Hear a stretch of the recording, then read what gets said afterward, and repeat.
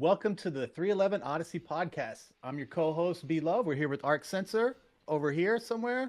You got J2 Tone, and we're here with our very special guest, none other than SA's cousin, Evan Anderson, who is now fallen upwards into the tour manager for 311. Woo! Welcome to the podcast, Evan. Welcome, man. Thanks for having me. Thank you. So you were just talking a little bit about just like your new position as the tour manager. So like, tell us a little bit about that. It's a travel agent and being good with a calendar. That's pretty much it. Oh, and Excel. Huh. That's the extent of it. It used to be I guess a more rock and roll kind of role, but not anymore. Now I talk to accountants and, like I said, a travel agent, and that's pretty much it. And the guys. Who does the guest list distribution? Well, we use a software backend that the rest of the industry uses called Master Tour. So anyone that's on our tour or that we give access to can submit to this digital guest list. But then it's collated by myself and is eventually then distributed to the venue by me, usually in conjunction with the security meeting in which I go over what we're using for passes that day, etc., what to expect, what not to expect. And typically when I go through and enumerate what passes we have, I also tell them whether or not we have a type of that pass out tonight. And if we do, here's the exact numbers of that one, exact numbers of this one. So it's kind of all in conjunction with the security meeting. Nice. Well, I'd gotten a funny note on my my envelope in Omaha, and I was like, I wonder if Evan's doing this now.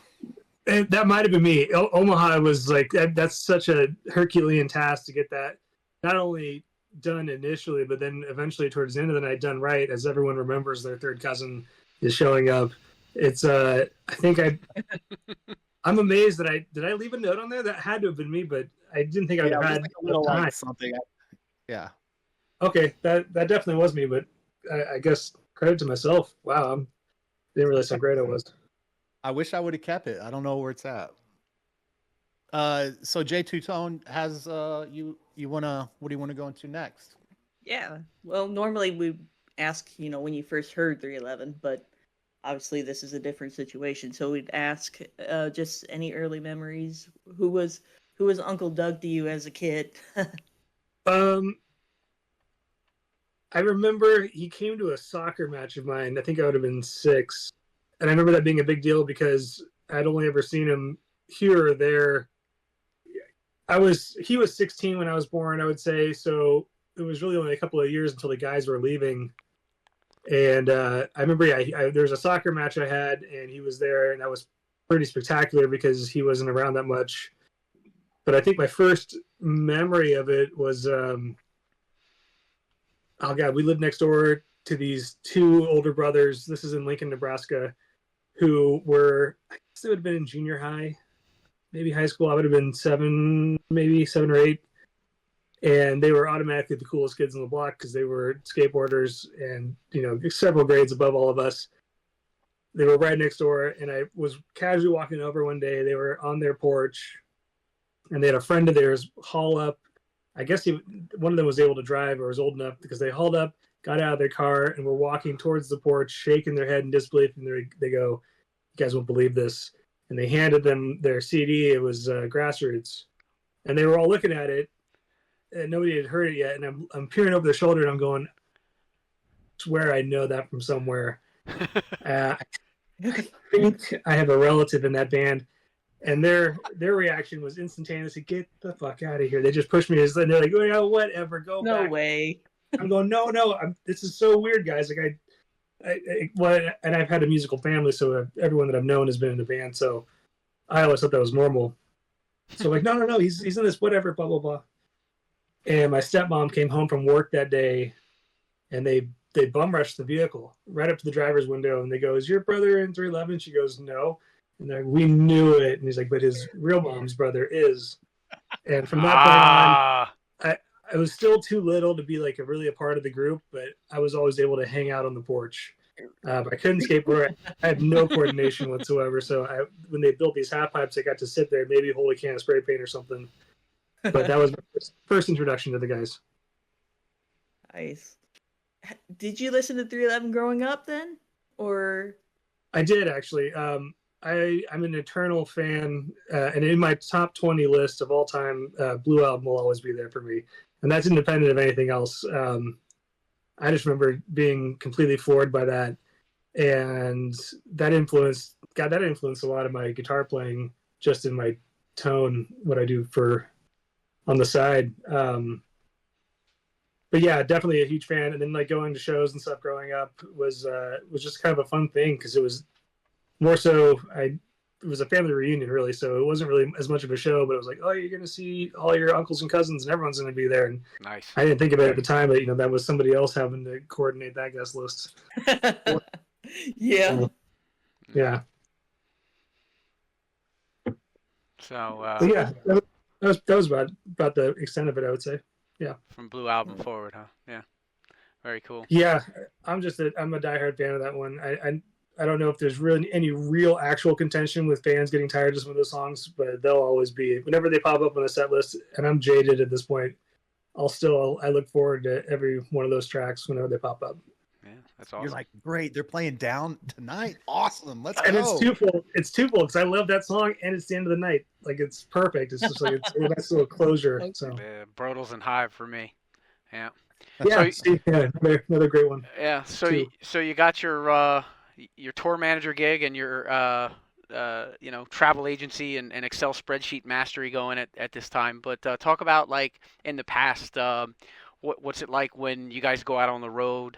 A little bit about the travel arrangements. What's that look like? Who's riding where? And maybe days off. Stuff about days off. Do people get together? Do they go do their me time? Tell us a little bit about that. Yeah, the overarching rule for this is that it all varies, but I'll go into some detail here for sure. Yeah. When I started out with them, it was 2006, and for the next several years past that, was kind of a heyday for them touring-wise, which I didn't necessarily realize at the time. So that was 3 band buses, split pretty evenly. I think on a couple occasions, one guy would go solo with the tour manager, would kind of rotate. And then 2 crew buses, and sometimes we'd have an overflow crew that would be on maybe an opener's bus, where we would pay the opener per bunk slot to house these people for us. But that's how it was like when I started, and now to this point, it's become far more economical. And in another turn, when I started, there was still flip phones. To send a PDF was still actually a surmountable challenge. It involved scanning something and then converting it. So we've gotten away now with using far less people. So now it's on a full tour. We're looking at 2 band and 1 crew with a trailer, not for people, but for gear. And that's kind of to give like a little book ending to how I'm going to discuss this. It started out as far more involved with 24 to 30 person crews down to now where we're about 8 or 9, I would say. Wow. Kind of year round. But critically, the tour gets booked by the booking agent, which is currently through CAA, and the agent fields offers. The band puts together a package. Like they'll find similar bands that are interested in touring with them, and maybe some opening bands that are hungry for it that will either agree to maybe take far less money than you would in that role for the exposure. And then there's a whole other variety of deals, and this package gets put together, and the the booking agent then fields it out to a connection of promoters all over the country, in some cases the world. And from there, a schedule starts to kind of coalesce where we have an idea of like, well, there's 4 dates for Boston, and it's seemingly more it'll be the 3rd date, but then there's already 2 other bands that are holding that venue, et cetera, et cetera. And so over time, that schedule collapses the probabilities of people putting deposits down to hold those venues, et cetera, and you end up with a schedule. And at that point, it becomes more so myself and our team internally to then discuss the finer points, which would then be what's the grand total of all of our guarantees, what's the grand total of the anticipated totals of merch proceeds, etc., and you start to develop a budget from that, and that determines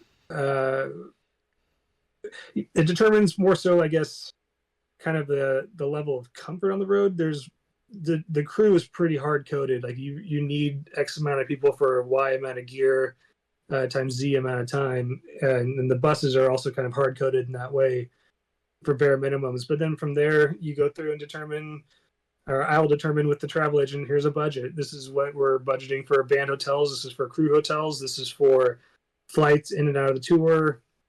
Anticipated costs for diesel for the buses. You have to put the drivers up in a room every single day, including days off. So if you're a bus driver on the road, you get every single day you get a hotel room no matter what.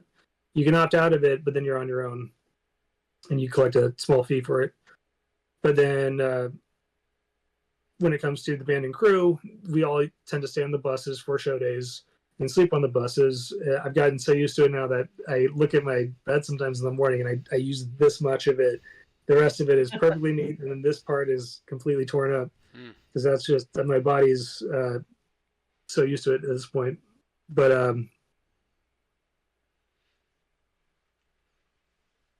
at that point, you're looking at oh god, lost my train of thought there. Well, that's right. You said doing this kind of thing. I'm sure recently with the European releases that we've seen, the shows that are upcoming, that you probably was that a not only on top of your new job, but also some new elements that you haven't been exposed to in terms of traveling abroad. Yeah, I mean it's new bus companies. It's different ones. Europe, they have these double decker buses that I've only heard tales about that are supposed to be really incredible. I've never actually seen one, but they can hold, like, I'm looking at some of the capacities and they hold 16 people. I mean, they hold 12 for the U.S. ones. Wow. So go ahead. No, that was pretty much it. Just now I'm talking to companies that basically answer me while I'm sleeping. There you go. Nice. Yeah, opposite side of the world. Yep. Mm-hmm. So take us from this moment when you're a family member to all of a sudden you're working for 311 and that first tour. Like anything that stands out that first tour. The entire thing. I made every mistake in the book. It was a total just plate drop. But it was my interpretation. It was the whole thing was kind of by accident because I was going to school in Dubuque, Iowa, at a small college named Clark. It's now Clark University. I was a music major, dropped out after about 6 or 7 months, and the cherry on top of everything was that my dad was the dean, and was fine with it though because he had dropped out of college 7 times to follow the Grateful Dead, and he would hop freight trains and go around the country and through Canada. So when I told him I wanted to drop out, he's like, "That's fine. I did it 7 times. You got 6 more to go." And basically, that school would always be there. So I was working at a record shop in Dubuque, Iowa, which made almost all their money selling glass pieces in the back to all the construction workers. And I got a call from Doug, who.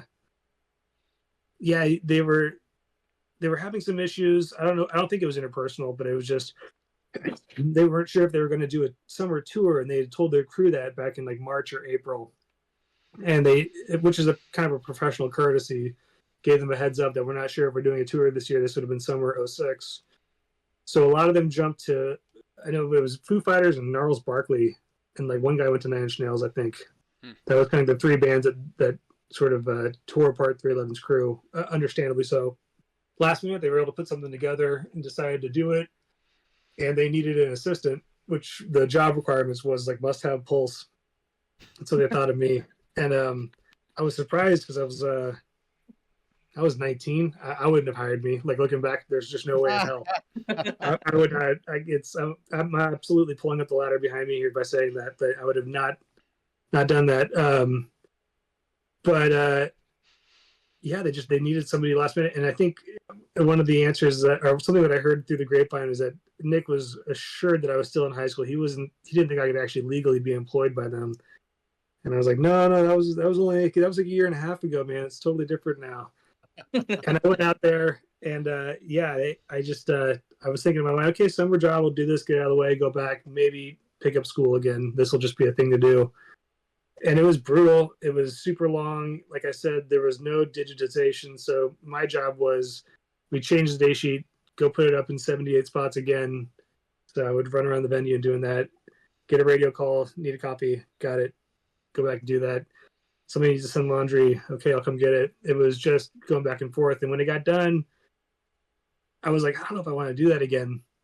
It was kind of brutal, but I got asked again, and I hadn't really come up with a good plan by that point. I was like, shit, I guess I'm doing it.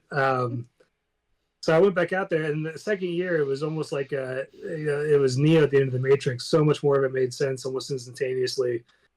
Just having that perspective away from it, that I was like, oh, I get it. I can at least do it. I don't know if I'm good at it, but I can pull it off now. Yeah. And ever since, that's 17 years. So Any best memorable moment from that first tour? What was that, 06, 07, right? Or yeah, it would have been June 6th. Again, we started. My first venue was the Catalyst in Santa Cruz. Best memory though, let's see. That was technically my first time I ever had to go to New York. That was Jones Beach. That was pretty exciting. To be honest, if I wasn't sleeping at night, I was running around ragged during that whole run. I don't really remember too much of it, to be honest. I remember I met Matt Pinfield. that's cool. And I thought that was cool as shit. Yeah. Yeah. Nice. And then I don't know who had the connection in the band at the time, but at the New York show, Colin Hanks was a fan, and he would come out, and and it was wild to kind of just turn a corner. Yeah, he was in one of the Sweaty. enlarged to show details as well. Colin Hanks, a little bit of an interview with him real quick. Yep. And again, I don't remember what the connection was. He was just there, and everyone was cool with it. And I was the only one going, no one else notices. Okay. Yeah, I remember being on a bus, and he was on there, but someone had to go, hey, that's Tom Hanks' son right there. I was like, what? No way. All right. Well, in the second year I was out in 07, he came back, and to this day, something I try to be good at that I'm not good at was I hopped on this bus, and he was there, and he goes, Evan, and I go, that's cool as shit.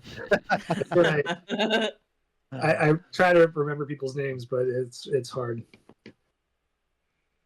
That is wild, dude. Yeah. So wild. It's so fun just to hear that story about you being in college, and then the next thing you know, you get the call from Doug, and you're on a tour, not knowing what's going on and just figuring it out, and then here you are. It's doing the same thing. The saving grace was my whole position was just wait for somebody to ask for something, go do it, come back. I mean, there was really no thinking involved. Right. Kind of the errand boy. No, not kind of, absolutely, yeah. Who was the tour manager? Was it Caraccio, or was it? It was, yeah, Jim. And even more interesting, looking back, one person that was very influential in my upbringing out there was the production manager, John Markovich, he spent 30 years doing front of house for the Ramones, and then somehow got absorbed by those guys. So yeah, it was Markovich and Crocio were the two out there. And then go down the line. Who are all the main crew members, the guitar techs? Back then? Yeah, that tour. Oh man, I guess Brian Manley, who's the current drum tech, who's a very close friend of mine. He was there at that point. I think that was his third year. He's got 2 years on me. He's the longest serving 311 employee. And then I can't remember the monitor. I've seen the face of the monitor engineer, but I can't remember who it is. And then for techs, oh man, was Donnie on that tour? No. I know he was with them before, but I didn't meet him till like 2010, 11 when he was kind of back at the second wave of Donnie. Missed that guy tremendously, but no, I don't think he was out there. I'm pretty sure he wasn't. I don't remember anything, to be totally honest. I was in that office or dropping plates for the guys. Like it was one of those two. So Well, at the end of Well, if it was like 06, you we know. said, they kind of had to grab bag just whoever they could find at that Whoever point. they could find, yeah, they had to piecemeal this whole thing together. So it was lots of different teams of people meeting for the first time, going, "I guess we're doing this." And so,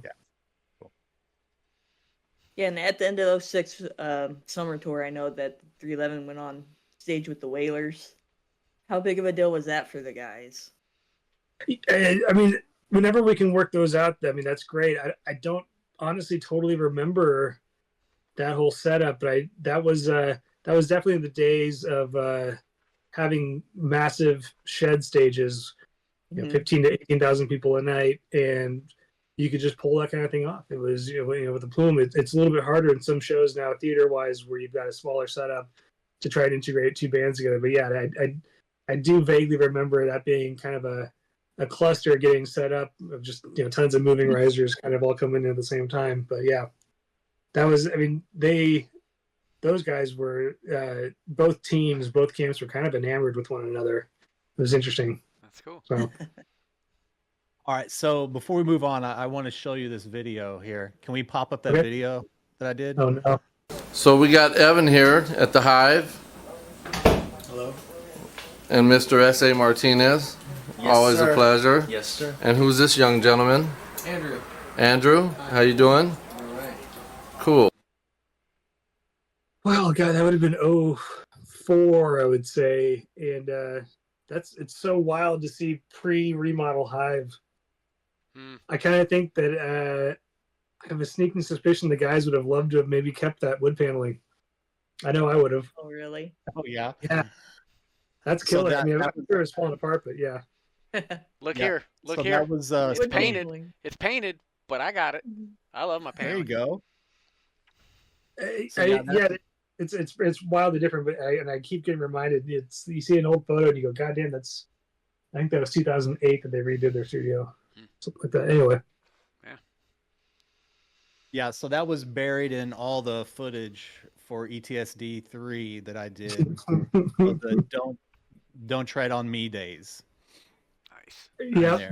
that looks right. We went out to that was my cousin Andrew. He lives in Omaha and works for a little nonprofit up there, and he and I went out to visit one summer, and he was like, "You guys want to?" He had to go to the Hive, and his wife Jen was like, "They'd probably love to go," and he didn't even cross his mind. But he goes, "Oh, yeah, maybe so. Maybe I can just take him," and it was great because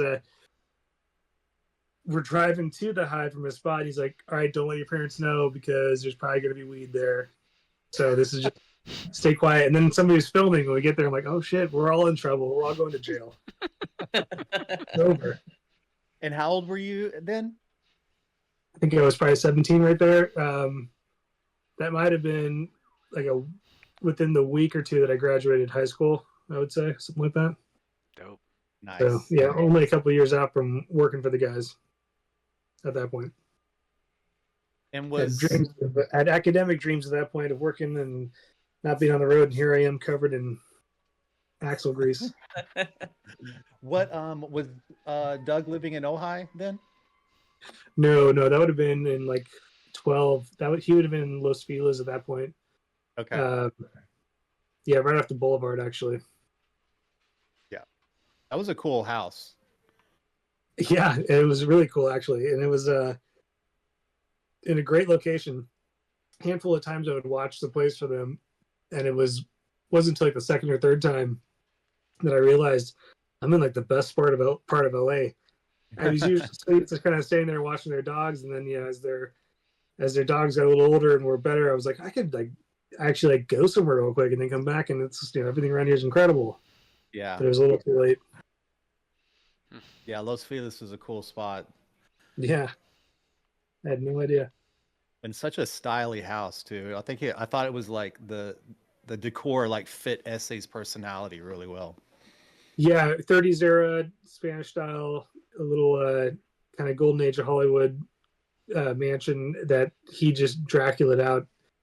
It was surprisingly dark in there everywhere, and really cool tile work. He had somebody on speed dial for doing tile work that was awesome. He had murals everywhere. Yeah. Yeah, that was a good spot. Yeah. All right, J2, where should we go next?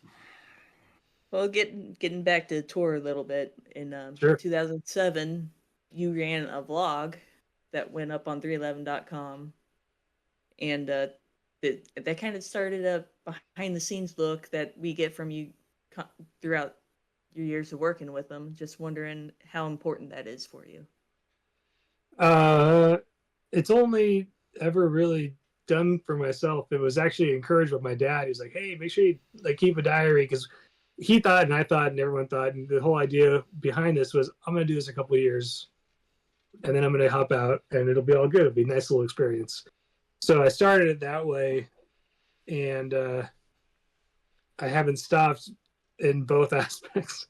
I'm still out there, and I'm still doing it. It's really just it's a blast. To kind of I'm on iOS, and if you look at like the map, it's just covered in photos all over the country and the globe, and it's neat to kind of go back and check it out and deep dive, Chicago and see the latest photo you took, and then the one you took in 2007. It's actually crazy nostalgic, and that's I have an Instagram page that I put up and tag a lot of the crew in, mostly just so they can have a little reference. It slips by quicker than you think, and all of a sudden a gig that was fresh in your mind is 6 years ago, and you forget that somebody had a beard then, or somebody wasn't in that camp anymore, or is in that camp, or isn't even in the industry, blah blah blah. So that's what it's more important for me. But with modern social media, the extensions there to allow other people that I'm doing it with to have access to it too. Right on. Did you go overseas with them to Japan in 2008 for Summer Sonic? So I didn't go on one of those tours. So since I was been with them, there was one, I think in 06 or 07, I want to say, that it was very bare bones. They took just like stage crew. I don't know if that was the one or not. I remember it was a huge deal when there was another one that came up, and I was they needed me to go with to basically be like their production assist. That was 2 or 3 years into it. That was when I knew that I was at least doing something right when they needed me overseas. But I don't remember that if it's specifically that Summer Sonic one. I know I've been there for a Summer Sonic, but there was one at the start. It's one of the few shows of theirs that I've ever missed. That was an international one that I was not there on, so I'm not entirely sure. And what are the differences on your end for an international show compared to just the U.S. tour? It's funny you ask that because I'm doing it right now. Yeah. So it depends on the country. Canada, I know, or I don't know, but the last time I went there a couple years ago, there was no major visa requirement for a musician/entertainer. You had to declare it, and they might look through your merch and decide that you might need to have a tax levied on it. I guess that'd be a tariff. And then like the EU, I'm not entirely sure what theirs is too, but I think it's something similar. But Japan, for instance, for some reason, I don't know what it is, Japan, they want you to hop through every ring, every hoop, every time, every T, every dot, every I. It's incredible. We're doing that right now, and it's been state IDs for a couple people, utility bill photo. We need a passport. We need a current photo. It's within 3 months. We need to. What does your spouse do? Do you have a spouse? Blah blah blah. So, and at some point here, I was telling the guys today, it's like, can you guys be okay with for like this 6-day period? We're going to you're gonna lose your passports. I don't know what those balloons were, by the way. That was great. Wait, Apple updated. Apple updated. So Evan, if you give a thumbs up, you'll get a thumbs up. I don't know what made the balloons, but you got fireworks. It stays. This is the announcement. 311's going to Japan. That's what this is for. This is the announcement that 311 now knows when their certificate of entry is coming in, which I'm sure the fans were all waiting on. Oh yeah. But yeah, it's that's the biggest thing about it is just doing customs. It's and then the nitty gritty of it is doing manifests when you have. For instance, on this next run, we're going to use a company called Rocket Cargo, which is going to collect everything from us, take it over there, and then bring it back. But every box, every guitar case, every Pelican you fill with gear, you have to denote exactly that this is case A, this is case B, C, D, or any sort of identifier, and then what exactly is in each one of them, so that when it goes through and they want to go, what's in that one, and you crack it open, it matches this list with declared values and countries of origin, so you're not smuggling essentially or trying to sell merch, etc. So it's a hassle for sure. Yeah, it makes you appreciate the domestic shows more, because it's just make sure you can get a flight. Cool, if you can get a flight, then let's look at hotels. We've got hotels, great. See you all there. And that's kind of it. Yeah, right. So yeah, international's tricky, and then at the same time, it's never a guarantee. We've always been lucky, and we've always done our due diligence. But you could really show up, and somebody just looks at you and goes, "No," and then what do you do? Yeah. So did you go with Los Solarians to Japan? I did. That was actually the last time I've been there, because prior to 311 had to cancel a show there. So yeah, I did go to Japan with Stellarians, and a fun tidbit, that was the bassist, Kevin. That was his first time ever out of the States, and it was on a headlining tour in Japan, essentially doing a couple shows there. And I don't think he'd ever seen snow either. So at Salt Lake Airport, there's a connection there, and he was going, "Oh my God, that's snow," and we're going, "Oh my God, you're our bassist." And then but he was just wide-eyed the whole time. It was great. Yeah, that's awesome. So logistically, obviously, there's differences between international and domestic. What about the vibe amongst the crew and the guys themselves when you're talking domestic shows versus international shows? Obviously, they're probably a little more excited for the international shows. But then the same question based on when you're touring on a year or two old album versus when there's brand new stuff about to come out. Like, what's the buzz like when tour's about to start for that? Sure. With the first part of that, there is definitely some magic with international. I know, for instance, I have a memory of riding a roller coaster with Nick. It was during a show day. It must have been Universal Studios, and we were talking about potential international dates. And not that it's uncharacteristic of him to be so candid, but he just kind of was like, "Man, I just want to go places. Like, I don't really even like the show could be great or not. Like, he's just like, I just want to travel." So that's like I thought it was one little interesting opinion, because usually there's more structure to it. Well, we got to think about this and think about that. And of course, people are thinking about the brass tacks of it. He was just we were strapped in going up, and he's like, "I don't care. I just want to go." Yeah. So for one, I know he's somebody who would, that's just an extra thing. Why not? You can do a show anywhere. Why not do it in Jakarta? Why not try to do it in Japan, etc. Yeah. And adventurous spirit.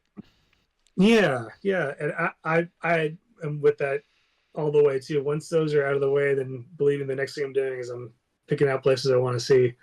Once I know I can get in, and once I know I can get everyone else in now, because that's also part of my role. Yeah. But to the second part of your question, the really interesting thing, like, I'm not divulging anything here because I don't actually know, but like if going into something like a 311 day coming up, if they were planning on doing new music again, I really have no idea. There's definitely some anticipation of they've worked their asses off getting it perfect in the studio. They are playing takes in the studio. There's all these sort of, to use the word, disparate elements that have come together. And it might be one of the first times that they're all there going through it. And so there's some anticipation there, some nervousness, because they're making sure that certain things like the click is correct. Does it start in the right time? Is it the right length? Does it stop at the right times? They all have click feeds into their in-ears, which is crucial for everyone on stage, let alone the band guys. Do they have the right, if they don't really have a keyboardist, so if there's backing tracks, are they in the right spot? Okay, great. Do we have the right, is this the right session? Like, we maybe tweaked something a month ago. Are we sure we're working with the right thing? And then it gets through to somebody making sure, like, oh crap, I don't know if I have that pedal, blah, blah, blah. So there's some hairiness to newer songs that, as they've increased in some technical complexities that have to be addressed when it comes to it. But then the ones that seem to fit right and hit right, they become a staple. And it's always made a point before we leave for tours that we have all the gear to make sure that certain songs are played. Like, this is part your answer, part my answer. Mindspin is a 7-string guitar for Tim, so they kind of have to determine, are we playing songs like Mindspin, and there's maybe a couple others. So there's a technical requirement to playing that song live that isn't just, do we remember the parts? Right. Do we know how to keep that one in? And that can happen with some of the newer ones too, where it's somebody got inspired by a pedal effect, and do we have that pedal, that kind of thing. So, and with old songs, it's in their bones. They definitely need some refreshers, and there might be some nights where it's like, I don't know if I'm ready to, I don't know if I can play that yet. We're only a couple of days into the tour. Let me loosen up more. But yeah, there's with the older songs, it's almost always a matter of clean channel, dirty channel, and that's about it. There's far less emphasis on maybe on delay effects, etc., which some of the new ones might have. So there are some technical hurdles with newer songs and older songs, and anticipation surrounding them. And I've been there too, where I can't think of a direct example where they were excited to play something new and it went over great, and excited to play something new and it seemed like it just went over. So it's interesting to look from stage left and watch the crowd as well and see how they react to certain things. So I would imagine that mirrors in a very general sense what some of the guys feel in regards to that second part of the question, but I can't really speak for them. That's just my observation. Is there any one song where, from like a cast and crew perspective, that it's a pain in the butt all the way around, but yet it's such a great song that, concessions have been made permanently? Has there ever been like one that's just so... Wildfire is insanely complicated. There's a lot of stops and starts and changes, and then like we're cueing vocal effects too that have to be timed into the measure in some cases. Oh wow, that's incredibly complicated. It's so complicated, in fact, that we actually use it at our line check. So when you see us change over from the band beforehand, you start seeing us set up our gear. Once we do line check and we tap mics and we tap lines and make sure that everything is there, Brian Manley, who's the playback tech and the drum tech, will load up the Wildfire session and hit spacebar. And then it plays through, and it's sending time code to front of house. So front of house at the lighting console is looking at this code going through, going, "Yep, I got it." Okay, it's queuing at the right time. Front of house sound wise is going, it's queuing my delays correctly. I'm over at the prompter, it's running the prompter correctly. There's a handful of other outboard processors, and we're going, okay, measure 4, bam, a hit. Okay, great. Like there's a whole bunch of things around the stage that we're all watching and checking, and as a result of its complexity, that's a song that we just use, because if something isn't working right, that portion of the stage just isn't working. That's a great example. Somebody's not getting a difficult song that becomes a staple because it's so good at prep. At showing you weakness. Yeah, that's great. Yeah, that's awesome. It's once you hit play on that track in particular, it is unforgiving. It's an Old Testament God. There's lots of rules and zero mercy. I love that song, by the way, too. That was one of the... Yeah, that's a good one. Oh, my God. Yeah, but that's one that, it pays it off, because the lighting is just spot on that. And there's time code for almost all the songs, but that one in particular is incredibly tightly done, especially with the video wall, etc. So... Very cool. What do you got, Jen A? Dude, talk about the video wall. I love the graphics on the video wall. Oh, cool. Yeah, that's we have this is actually a story in and of itself. We have a friend of the band who's now essentially a coworker, I would say more so a colleague, a guy named Bobby Gray. Yeah. Who started out doing lighting in local theaters in Paducah, Kentucky when he was like 14 or 15. And at one point he reached out to somebody on our tour. I'm not sure who this person was, but he reached out to them with an email being like, essentially explaining his position and how he would be interested. He would love to learn and work and all this stuff with us. And he got this person on our tour sent back a really inappropriately scathing email being like, how dare you ask, how dare blah, blah, blah, just complete jerk about it. The person's no longer with us, with our camp, I should say, culminating with some other incidents similar to that. And so he quietly just figured out another way to kind of work his way in and became everyone's like best friends. It was really wild to be like, oh my, he has it framed in his house. He printed out the email because now the guy's winning Emmys for his television lighting designs and things of that nature. Like he is very, and we don't necessarily deserve his caliber of work. Like he's doing corporate for Apple and other major tech companies, and I think he's doing the Formula One race here in Vegas. Like he's lighting designer to the stars now, and just happens to be a close friend of ours because he came up with us.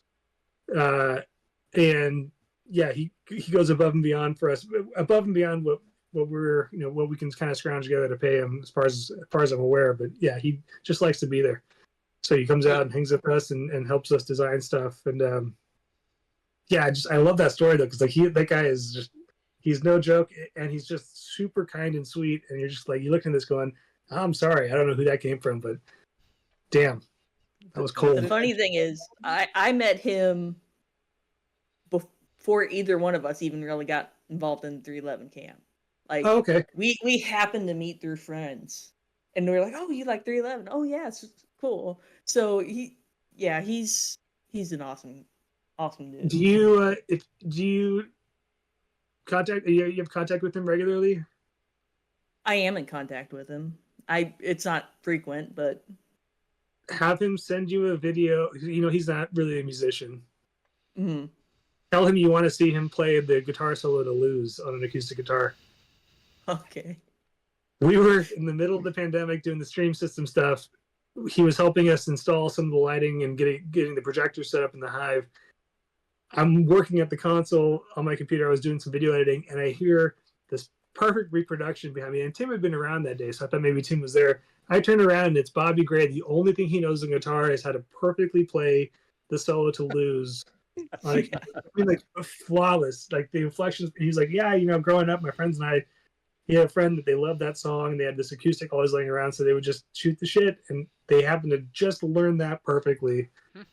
But you gotta have him play it for you, because it absolutely, it spun me around in my chair, and I was slack-jawed, and he realized at that point that he was doing it in public, and not just at home noodling around, because it was flawless. So hit him up. Yeah, he also talked to me about doing the I think it was 311 Day when they had the alien singing behind Nick. Essentially, yeah, it's an overlay on his face. He said he found the app, and he was up late programming our show, and as he put it, he was a couple bourbons deep, and he started basically outputting the video output to it. But yeah, exactly. He was just singing right there along with the songs, and I kind of remember like getting like at midnight or 1 a.m. getting these like video texts of this with no context whatsoever. So we don't know what he was doing with him, and it wasn't until we got to the dress rehearsals they were like, "Oh shit, that's actually part of the show." Nice. All right, well, you know what you're doing, so here we go. Yeah, yeah, he would be great. I tried. I'm working on it. Yeah, she's on it. Yeah, but Bobby would be great. He did it again for the Life from the Hive, I think, with Herb, the kid in the background, and I'm like, how many bourbons did it take? That's great. Yeah, I love the background. The video screen is amazing, and it's just like there's so much in its depth, is what really like captures me, because it's so deep and just 3D and spacious, One of my favorites has been the deep buzz, the boo, and you get the mind, the body, the soul. Remember the lights they go through, and you hear those deep tones. Yeah, so we've done them at 311 Days. I really enjoyed those, like, and the countdown and all the alien references. It's also dope. Yeah, that 311 Day, that last one, that whole setup was awesome, and I was so happy too, because it was slightly more than what we were planning on spending, but it was so cool looking that I was really happy that we were able to get enough votes in the camp to make that happen. Because it was, it was a very reasonable thing that somebody could say this is too much money. Well, let's be honest. All the extra money went to Peanuts thing with the bass solo and those graphics, right? And all those pictures, of Nut. No money went to that. That's a good one, though. That was just fun. That was really fun. Yeah. Wet equity. Yep. Yeah, that was a lot of work. Yeah. Well, we enjoyed it and we appreciate it. So thank you. Yeah, dude. Yeah. It's much more high tech than the disco ball and the fishing pole, I must say. Oh, yeah, but I mean, there's some memories there. I saw, I think I saw the disco ball in storage somewhere not too long ago. I think that's what it was. It was friggin' huge, though. and Yanni's holding it up with a fishing pole. Yeah. Oh yeah, that one. Yes, from 311 Day. Yes, I was thinking of the old school one that we used to have. Yeah, that was for the. Is that the acoustic set? No, so His solo. J2 Tone, that's what you were talking about, right? Yeah. Yeah. He did So- the Get Lucky. Yeah, so line. actually my first version of Peanuts bass solo for ETSD3 was a back and forth between that scene and then him walking around the stage or walking around the arena, and it was like intertwining back and forth, and it was so effing good. And the disco ball and Yanni, and he's in shot too, so you just see it, and it's just like so cheesy but like great at the same time.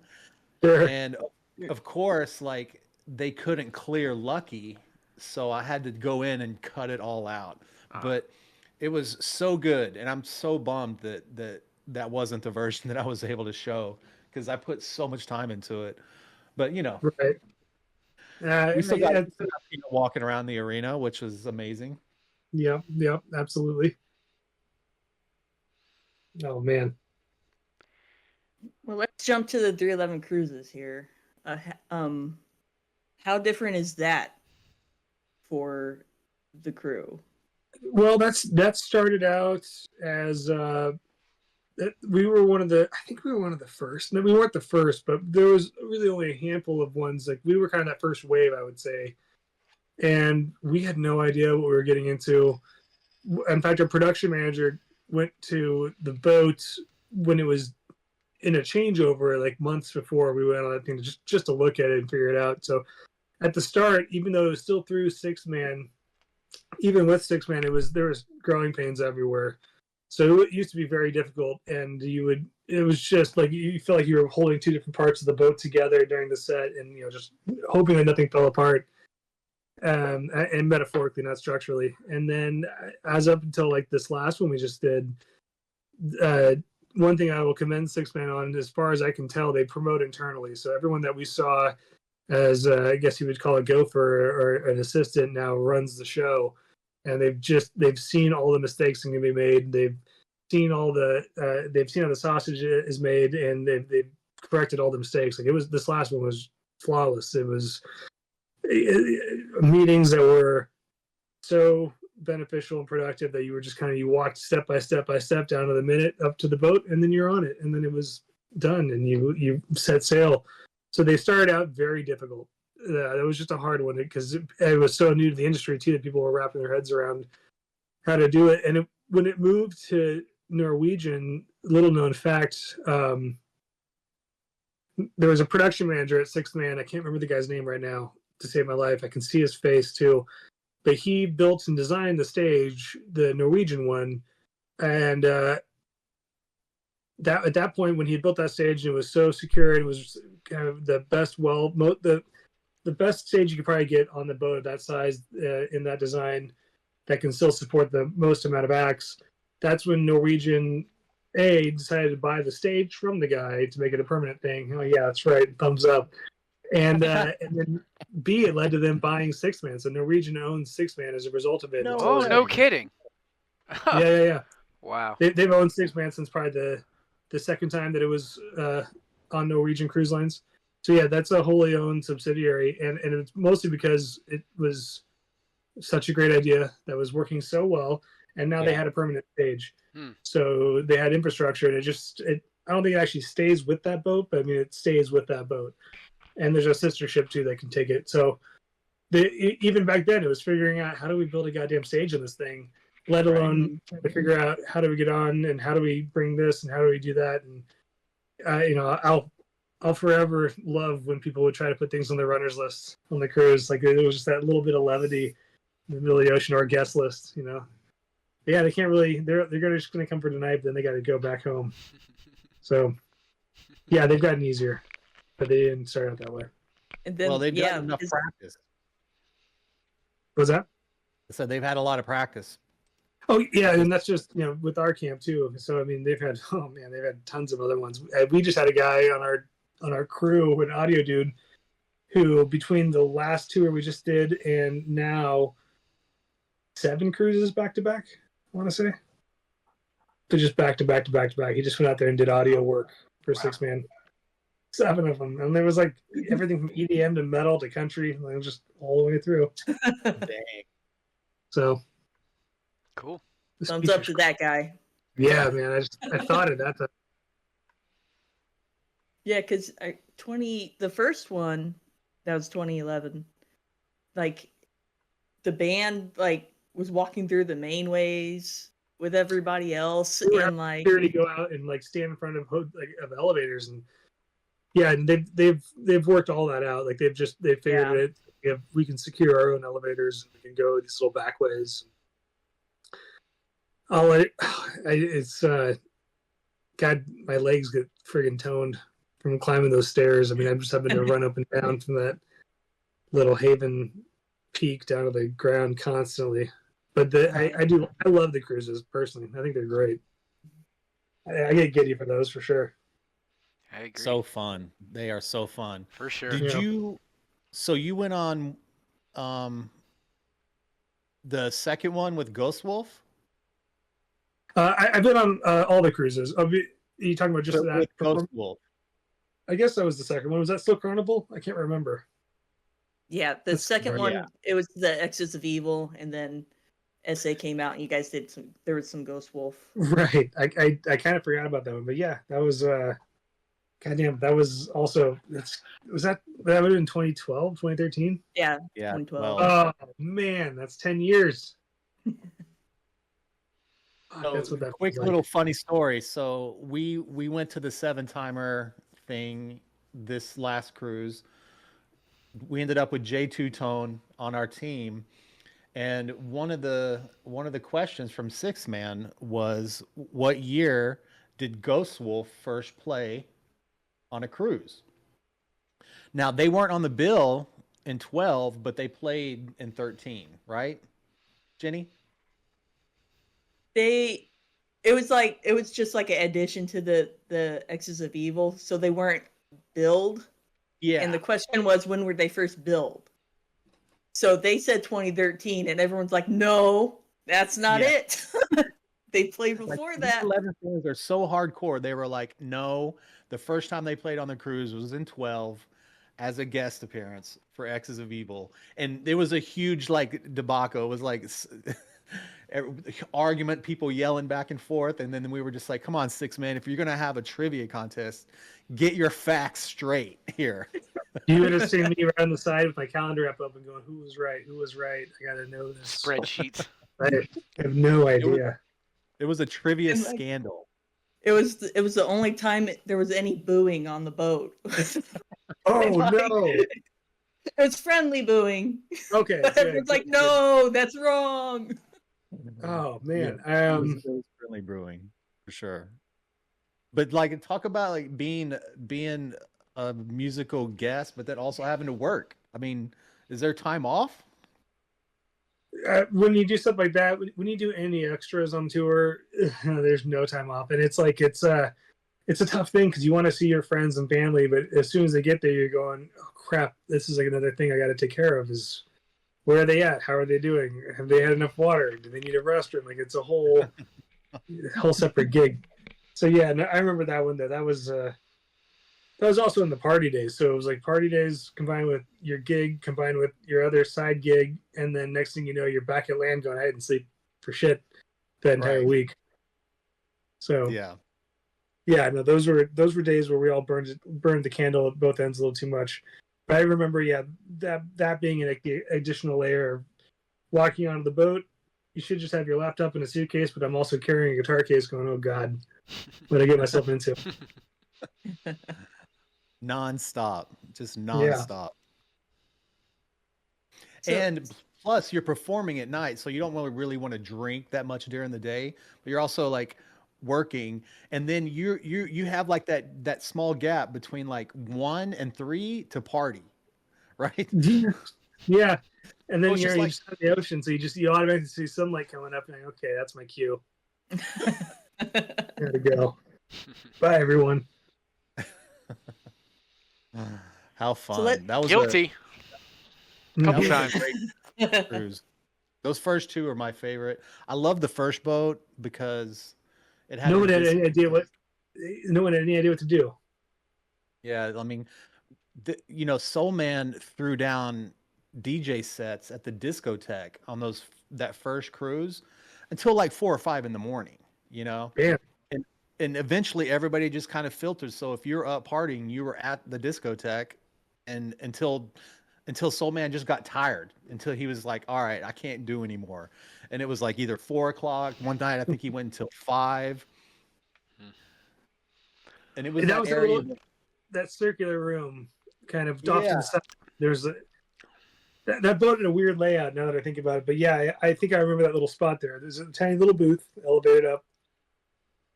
SA did a DJ set there one night. Mm-hmm. I remember I had to run down and set that up for him. I was like, oh, cool, you're doing a DJ set. He's like, yeah, here's my thumb drive and make sure they got everything going. I'm like, okay, I guess I'm doing this now too. The room had neon lights. It was very much like a strip club. Yeah, a mirrored ceiling, wasn't it? Like there's something reflective about it. Like, it made the room seem huge. Yeah, it was fun. Those were my favorite, those nights. Yeah, I remember those. But then 2012 was also the lightning strike. We're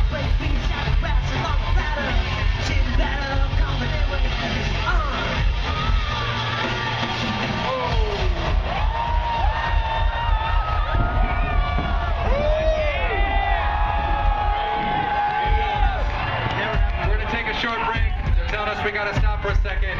To be continued. We'll be right back. Yeah. The clouds got real low. Yeah. And I remember we started covering gear with plastic. And I remember our production manager, one of my closest friends on the road and in life in general, Dave Bellis, is gripping on this piece of plastic, holding a piece of gear, and holding this lashing. It's screaming rain on him. So we had to stop the set for a second. Pouring down. And I remember him having to yell because it was so loud from the wind. You know, go on tour, they said. See the world, they said. But screaming, and he was just getting pelted. And I'm right there next to him holding something else down, too. Like Deadliest Catch. Yeah. It came about. I just remember my vantage is like I'm looking up from the stage left thing. I can't really see much. And I just this low goddamn cloud going by going, oh no, what are we going into? And yeah, somebody showed me the photo later. There's somebody actually got that, didn't they? Yeah, somebody they did. Yeah, that's right. Because it was like, oh, that was like there's all of us holding stuff down on stage, going, maybe we shouldn't have been. Wow. Yeah, and that set actually got completely canceled because that rain didn't stop. It got canceled. Okay, I don't remember. Yeah. They ended up just calling that one off because. Got it. Okay. I don't remember much of that one. I do remember one as well. We've done this a couple times. We had a pretty epic one where they were playing Visit right as we went under the bridge. That was in Tampa. Yeah. That was a solid memory of one of those cruise kickoffs. I think there's video of that.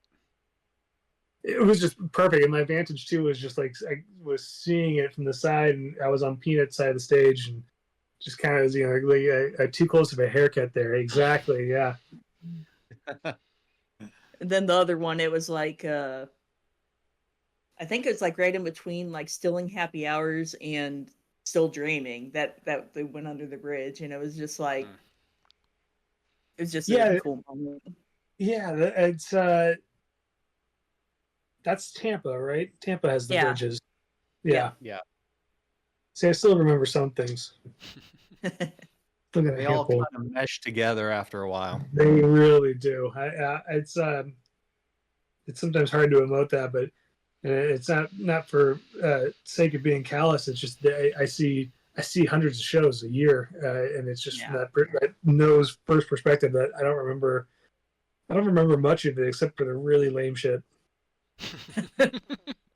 Like somebody will be like, "Remember that really exciting thing that happens?" I'm like, "No, I just remember I dropped this roll of gaff tape, and I looked under the case, and there was a red one instead of a white one." Like that's about it. That's all I got. Little details. Yeah. Oh yeah, you came in. You were tying your shoes. That's all I remember. Completely unfun. All right, what's next? J2 Tone. Well, let's go into 2014 when 311 released Stereolithic, and it was their first like independent album, basically, where it was just management and crew setting things up. Did that trickle down to the? Did you have any input on that, or during the Stereolithic? No, none whatsoever. I've never really been too much on that side of things, to be perfectly honest, up until recently. So on occasion, I would maybe get like a song played for me, something like that. But I really had no. I'm in the dark just about as much as anyone else is. Yeah, I remember maybe I found a piece that was Stereolithic. Would have been the time that I found a piece of paper in my uncle's car. It was kind of crumpled up. That was a list of collected album names the guys were going over. Some of them were awful. Just awful. It was crumpled up on the floor. Yeah, like it was so funny too, because he asked me like, "What do you think of these?" when I found it, and I go, "I don't know, but I know some that I don't like." And he laughed and he goes, "Yeah, I won't go into that too much, but it was just really interesting to just see a giant 3-column page and go like, oh, I don't know." Yeah, I'm sure it takes some effort to decide things like the album title. We got 5 votes. It's a tough thing. And they did Pledge that year too, right? That company Pledge. Do you remember that? That's why I was wondering if Evan had anything to do with it, because it was a lot of in-house stuff. It was through Pledge Music that they did the promotional for it, and it was I was not interfacing that way yet. I mean, technically, in those days, I was still technically band assistant. It was on my paycheck, on my roll, everything. Gotcha. Yeah. Sorry. Yeah, Pledge was like a crowdsource funding kind of thing. They took sales and then created it all off that. People had bought into it. So got it. Okay. GoFundMe for music, right? But that was from my end, because I was helping with the website and stuff at that point, and that campaign really stood out to me because there was no label behind it, so it's management deciding, and I felt that was one of the best ones that they did to promote the album, because it was just so intimate with it. Sure. Everything was around. Peanut did all the videos and interviews, and like, I don't know, it was just a special one for me personally. Nice. No, that's great. Peanut interviewing the band was awesome. I don't remember this, but because I edited the videos and I went and helped him shoot. It was all in the Hive, right? Most of it. Yeah. Yeah, with the exception of Peanuts, which we went to Hugo's Tacos. And it was also Scotch's most of it was return. in the car. Yeah. It was also when you had Scotch on your interview as well with Peanut, because it was his return to being involved again. That's right. Yeah, he was gone for a bit. Yeah. So 2020, COVID, all that jazz came along. Going back to your vlogs and stuff that you'd done early on, then we get the stream system. The live from the Hives, amazing. They had those bumpers. Thank you. Oh yeah, absolutely loved it. It was so entertaining for everybody. Talk to us about how was that like, because of your vlogs in the past, or was it something that the band did, or was it again your assignment from Dad to keep a thing that just kind of bounced forward into the live streams just to kind of have more content? It's a longer story, and I will try to truncate it as best as possible, but 2019, the guys, and I also have to be very general because I don't want to name people's names, and it's all good. 2019, the guys dropped a management label that they were with for a while. This was post Adam. Adam had left a few years earlier on wonderful terms, and they're still on great terms with them and the Rasplers. And they were leaving this other company that they were with for a handful of years and went with a new manager who had then essentially picked myself and another individual in the camp to form a small company to run these guys, small management thing. So it was the 4 of us. And oh man, and right as that pandemic hit, I mean, it couldn't have been any more hot potato if they had tried. So it was really budgetary reasons. It came down. I think we had a quote at one point to do all the live streams, and it was Nugs. I want to say they had they came through with a quote that was multiple times higher than what Dave and I put together. We could probably do on our own, or at least giving up a chunk of proceeds. So that ended up being Dave Bellis and myself. He had a relative that was going through something a medical thing. I was in northern Minnesota with my family. My stepmom was going through chemo, and we were still having to traverse the country the first moment we could to go and live in that studio for 7 to 10 days at a time, wow. Isolated, making Ethernet cables, snaking them up to the wall, getting cameras. I mean, we had an Amazon drop at one point that took up the entire front part of the hive. We went up and put tracking over there to put those projectors into the ceiling. It was Herculean. I would almost not do it again. Like, even as good as and great as the memories and the results were, I would have very real reservations because it was so much work. We built the streaming computer. We got a fiber connection in. We were doing all this again, like in spurts when we could, and then flying home and then having to live in our folks' basements for a week or two before we could emerge and see everyone again, and then turn right back around and go back to LA again. Wow.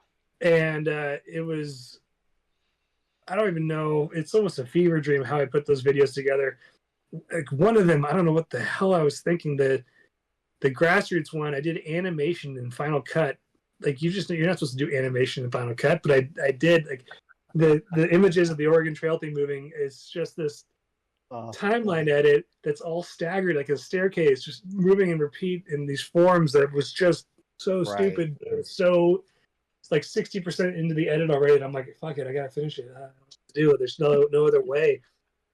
So those were just out of necessity and budget. We couldn't really bring anyone around to film. It had to be, we basically had to swab in, test in, and then be there and do stuff. So when the guys would show up and they would be ready to go, we couldn't just be like, and here's a crew that's going to get up close to you and talk to you and film you.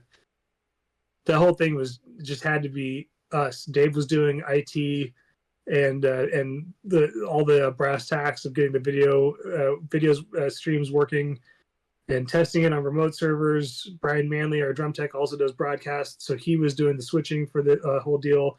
We were bringing our techs in to be techs to keep these rigs running for these shows. So it was as much of a tour as anything else, with the addition of us having to build the venue at the same time. We had and be the promoter. So those were crazy, putting those together. And a lot of those edits, I was finishing them and rendering them within like 30 minutes of us going live and having everything done, and popping them over to the stream computer. And I swear, like, I took years off my laptop's life. There had to have been like little blue flames popping out towards the end because it was just doing nothing but rendering. So yeah, I learned a lot, and that's subsequently how I ended up doing the ETSD series. But those pandemic videos were a real trial on your soul. They were so great, dude. We loved them. Definitely. Oh yeah. And you created the 8-bit? Very much. You created those 8-bit deals yourself, Evan? The what? The 8-bit, the music and the 8-bit animation? I did. Yeah, I did all the 8-bit songs. I had a folder that was, I don't know who gave it to me. It was one of the band guys. Maybe they don't know that he gave it to me, but it was a handful of like actual instrumentals. Like it was actual muted vocal instrumentals, so I could hear some of the intricacies and some of the parts. Like I remember, like I was doing them in the Minneapolis airport on the way to LA, knowing that, oh shit, I have to have another one done for this one. And I would go to that album and go, which one? Oh, I've got instrumentals for that album. Okay, that one. And I would just fart out something on the flight, get there and do a quick master of it and go, okay. And I'd play it for the guys, waiting for one of them to go, oh, you use that song? But it was always cool. That sounded great. And then I did the video work and the 8-bit music and all of those for any intro reel for that thing was me. And it was a real stressor. It was a great turnout, but yeah, it did come out wonderful. Thank you. It was not fun to learn that way. I will say at 311 Archive, one of the questions I get in private message is, "Do you have those 8-bit tracks from the I do. the?" Somewhere I can give them up. I don't care. Oh, They're cool. sitting somewhere in my drive. I gotta just find them. People I don't know need where 'em they up. would be. We want a release on that. Okay. Let me. Once I get this Japan thing figured out, I'll ask the guy if they have any. That I don't. That What's is up? that is very much more important. But Let me just ask them first. Be like, hey, I guess some people are asking Sure. them. It's not. It's all interpretations. It's not sampling, but I think it'd be in the best. And the best vibe would be to ask them first, but I don't think they would have an issue. Right. So, Yeah. well, honestly, I keep forgetting about them until people bring them up, and I go, oh, yeah, that was me. It's just a little MIDI fun in Logic Pro. Yeah. Well, On a speaking of the fans, how often do people recognize Sorry, you do you like as a member or as a family member of the 311?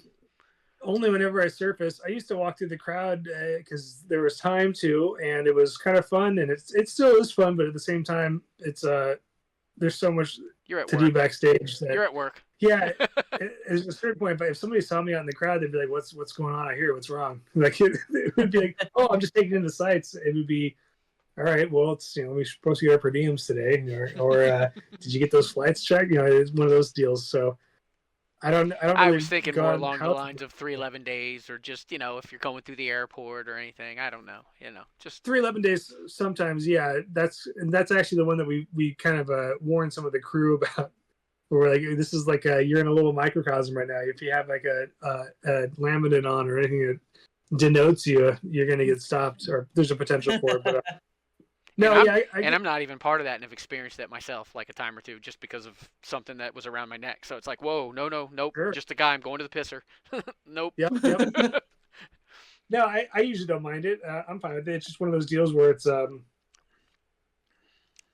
I'm usually kind of busy, so it's a quick hello, hi. It's really based on how long I've known you. It's just how much I recognize you. But yeah, there's definitely some where on occasion, either through chemicals in them or just who they are, where I kind of want to be like, where do you work? I want to find where you work, and I want to stop by at like 3 p.m. We're gonna chill. I'm gonna sit on your desk. No, I'm not actually like that. But yeah, it's I'm usually working, or if I'm not, I'm trying to sneak away somewhere private, and then all of a sudden, drat, got noticed. Now they know that I like Carl's Jr. Shit. They're Trying gonna to keep stalk that it under wraps. forever. Mm-hmm. yeah, I had a So where I'm like holding something in my hands and being like, this isn't mine. I'm just grabbing it for someone. But now Anyway. yeah, and I started doing some of the 311 website, and Peter's like, "You want to go to a show?" I'm like, "Yeah." So he actually hooked me up with the meet and greet, and I had seen your name from the vlogs I mentioned previously. I was like, "Oh, that's Evan," because you came up to the gate and got us and took us back, and I was just like, "That's S.A.'s nephew." What do you know where that was? It was in St. Louis. It was Verizon Wireless at that time. Verizon, yeah. Yeah. Boy, there was a point where on the East Coast and in the South, there was like 9 or 10 of those Verizon Wireless amphitheaters, and somebody on some crew on the backstage entrance had spray painted, so it says "Welcome to," and they put yet another Verizon Wireless there. That was the most levity I've ever experienced in my entire life on the road, is just seeing that and going, "Whoa, somebody else gets me."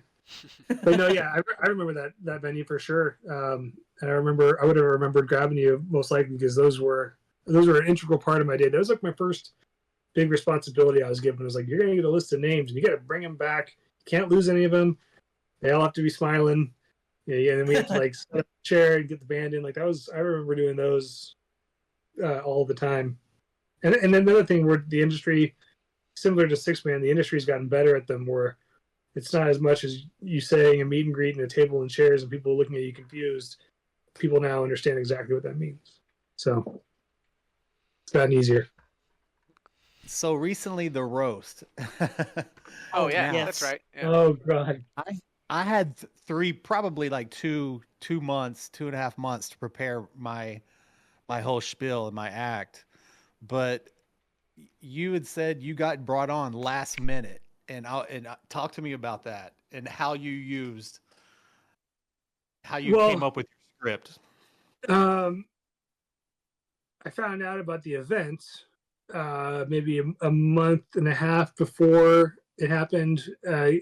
Somebody from their management had called me going, are you aware of this? You know, like basically I'm like in a very low key sense, like, you're from Nebraska. Are you aware of this face on the floor thing? And I go, I have no idea what you're talking about.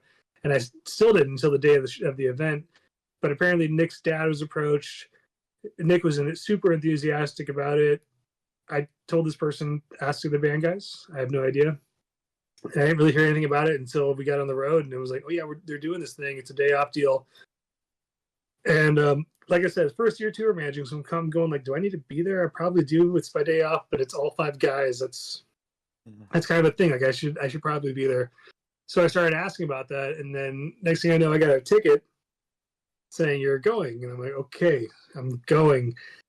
That wasn't exactly what I meant, but here we go. And it was maybe a week out from the event that I can't remember how it worked, but I was walking Nick from stage onto the bus. I'm standing at the foot of it and I have the door open, and he's hopping on there, and I think he was maybe on the phone with somebody. He goes something about a roast, and like to roast the band. And I'm standing there going, somebody's roasting you guys? And he pulls you like, yeah, do you want to do it? And I go, sure. He goes, okay, Evan's in. And I closed the door, and I thought nothing of it until 3 days out from the event. It was like, oh, he meant it. Like, that's for real. And so I'm doing my gig, and also at the same time, I wasn't lying for the Chat GPT part. I had him draw me an outline. The jokes were awful, but I at least got an outline of like, all right, this is like 5 sentences or 5 paragraphs. This is good. This is more than I've got no paragraphs. This is perfect. And I stripped it down heavily, but at least kind of I could see where it was going. And I put together my own that lame little history of the albums where I disavow the last 5 like a total tool, and peppered it in with some other jokes as well. And I had a dear friend of mine growing up who was I think missed his calling to this point, and he still's got plenty of time to be a comedy writer. And I hired him. I voluntold him to punch it up a bit, and he had 2 or 3 of the big zingers, right, we'll say, were actually his comments. And god damn, though, I put that together. I rehearsed the hell out of it. I actually did some revisions day of. I had the front desk at the hotel print out my last copy, so when I had like all my edits done, I emailed it. I do that a lot on days off. I get them to print stuff for me, so I've kind of got the whole routine down. So I sent this PDF, went to that thing, did it, and it was a very quiet ride back to the hotel. Now, I think it was because they were tired, but at the same time, at the end of it, when we dropped them off, they all said, hey, good job. Nobody made eye contact. Yeah. It's a little awkward. It's a little awkward. Everyone was exhausted. It was just like, all right, cool. I'm like, I'm going to the ballet guy, and they're like, yeah, good job. They're like, yeah, 17 years is enough. Mm-hmm. I mean, all I could ever think of too is that if you've ever watched Arrested Development, is when Buster finally lets loose on Mom in front of the other kids, and he's all bleeped out. And it's uncharacteristic for him. Like that in my mind, I'm like, did I just do that? Did I just do that scene in real life? Well, remember they voluntold you to go, so you did what you had to. Yeah, I mean, it all worked out, but I'd be lying if I said my stomach wasn't in knots the whole time going up to. And the idea of it, when B-Love said he had to write jokes, that did that to my stomach just hearing that he had to do it. I was like, no chance I would ever be able to do it. And then I saw they were all in front of me, so I'm going, oh god, like I have to end this thing now too. It wasn't like I can't just go up and be that one part that people forget about. Yeah. Like, I feel like they're like, no, you're the closer on this too. I'm closing it. Well, like you, I printed mine at the hotel like an hour before the show. But I love the one line where you talking about Nick's lyrics. In 1995, they released their third self-titled album, referred to as 311, or the Blue Album, or the one with the aliens on it. Acclaimed by deadbeat older brothers the world over, it contains songs like Hive, where Nick masterfully espouses that he both A, knows his own name, and B, things. that was my line. I came up with that in the production office where he was actively paying me to be an employee. I came up with that line. So great. But Whoops. dude, so nerve-wracking, dude. I was just like, oh God. And because comedy it's tough, man. It's hard, you know? I have all the respect in the world for stand-up anything. Comedians It's all in the delivery. Yeah. Yeah, because the same words can be said two different ways, and one gets a huge laugh, and the other one can get a, same words. So. Well, and I completely spaced that this was open to fans. There was, yeah. And in fact, this was my toned down version. Because I had another one that was a little much, but it would have been fine for like friends and family. But I was like, you know what? I'm gonna go with the slightly toned down one. And then I started seeing like, hey, faces pop up. I'm like, oh my God, I made a good call there because I would have absolutely maybe said a few things that nobody knows about. It didn't need to know. Right. Yeah. Right. Yeah. Wow. So, that's got to be one of these. Yeah, and like from my perspective too, this is family, friends, and holy shit, this is the front rail. Yeah. And I had to go up and deliver your little thing, and then within all that, there's club press members that have probably don't even know who 311 is. Like a bunch of them, dude. Yeah, the crowd, and I was on the way there, driving there. I was getting calls from the manager of the place going, "This person from this publication." I'm going, "Yeah, let him in." I have no idea. I remember that. Like, luckily, I grew up in Lincoln. I remember that publication. It's a legitimate one. I have no idea. Let him in. Don't kick him out. So I'm driving there, trying to think of my lines and making sure that the press list was covered. And stress. Yeah, it was a fun one. What a fun event. I was watching like some of the roasts, and I'm just like, what a great thing to be a part of, you know? Yeah, no, I agree. It ended up being great, and it was awesome because I haven't seen Kurt Grubb in years, and he was the MC. I see Yeti. These are Kurt Grubb being Nick's childhood friend, and Yeti being one of the original roadies, who's now been with like Slipknot, and he's with Zach Brown Band, and I think it was Taylor Hawkins' guy for a number of years as well. Yeah, and he came up through 311. So yeah, it was interesting to kind of be at this table where if you take a moment to sit back, there's a handful of us where you're like, you go, wow, there's actually some really interesting history here, and it was interesting. It was neat because they were all in the same room and they all got to go up and talk that night. So yeah, you get a little you get the blinders on a little bit, and you take a moment to realize that there's a lot of amazing people that have been a part of this. And it's still going. Like, it's incredible. I'm living proof of it. That's all I've been doing today is making sure it keeps going. You're a part of it, and the whole purpose of this podcast is to put that timeline up for people to see. Sure. Past, present, future. Who knows? Yeah. It's the world's biggest secret industry. All right, let's go to the game. Yeah, we got a game here. So here's our game. Most likely to on tour. Which one of the five guys, band members? Band members. Band members. Just the five guys to make it easier. Yeah. So I was going to use my name for everything, but okay. So which band member is most likely to arrive late to sound check? Start with that. Essay. Yes. Okay, easy peasy. What do you got, Jenny? Essay. Which band member is most likely to miss the drumstick in the toss there in Applied Science? I think at this point, from my perspective, anecdotally, I believe it's Mahoney. There we go. He has a hard one though, because he's fielding a cross stage. I'm pretty sure, and from Chad, mistaken. I can't remember but I do remember that that's always an issue, and that's usually involves his tech coming out to grab that stick so nobody slips on it. Gotcha. So Mahoney. Gotcha. All right. Gotcha. B-Love. Mahomes. Which member is most likely to call their mom?